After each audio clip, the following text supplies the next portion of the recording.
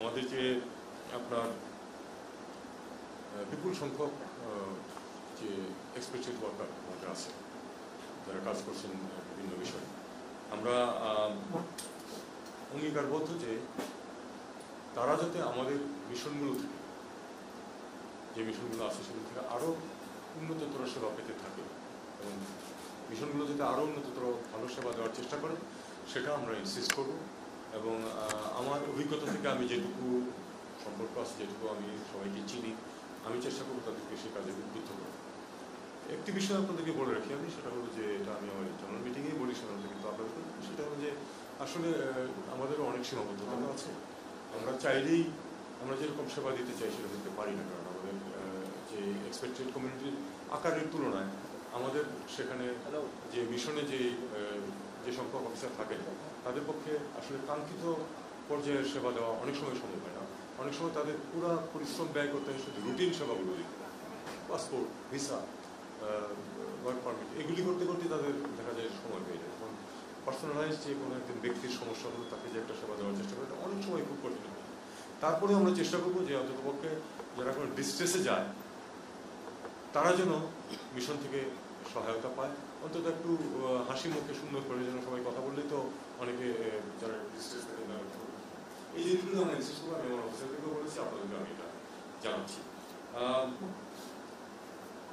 কিছু কিছু মিশনে কিন্তু একটু মিছিল টিছিল হয়েছে এই এই বৈষম্যবিরোধী ছাত্র আন্দোলনের সমর্থন। তার মধ্যে একটি মিশনে, একটি দেশে ইউএইতে আমাদের বেশ কিছু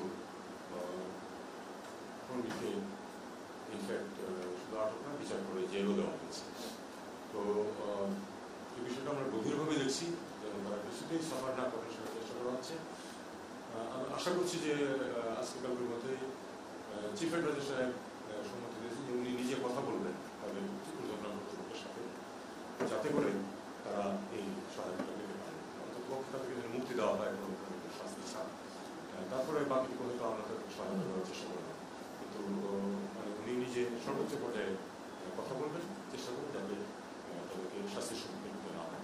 তারা হয়তো স্থানীয় আইনে হয়তো ব্যত্যয় ঘটিয়েছে, তারা যে কারণে তারা আমরা সেই দেশকে কিন্তু দোষারোপ করতে পারি না, তাদের যে আইন আছে সেই অনুযায়ী তারা কাজ করেছে। কিন্তু মানুষের যে তাদের যে একটা সেন্টিমেন্ট, যে কারণে তারা এটার পক্ষে এসেছে, তখন তারা ওই আইন কানুনও ভুলে গেছিল হয়তো। তো এই জন্য আমরা সর্বোচ্চ চেষ্টা করবো তাদেরকে আমরা অন্ততপক্ষে মুক্ত করতে পারি। আর যেটা আমরা পাশাপাশি মনে করি যে কোনো ধরনের বৈষম্যমূলক আচরণ তার সাথে আমরা করবো পারি তাদেরকে, কারণ বৈষম্যের বিরুদ্ধে পুরো ব্যাপারটা। আমরা চেষ্টা করবো যে দেশে যেমন বৈষম্য দূরীকরণের চেষ্টা করা হচ্ছে, দেশে যেমন বৈষম্য দূরীকরণ। আমরা আরেকটা জিনিস যেটা চেষ্টা করবো অবশ্যই, আমি নিজে ব্যক্তিগতভাবে যিনি দায়িত্ব থাকবো তার সাথে দেখবো, সেটা হলো যে আমাদের যেন বেটার ডিল পায় যেন আমাদের শ্রমিকরা। এটা দেখা গেছে যে আমাদের শ্রমিকরা সবচেয়ে কম বেতনে চাকরি করে পৃথিবীর সব, মানে বিশেষ করে মধ্যপ্রাচ্যে যেখানে যায়।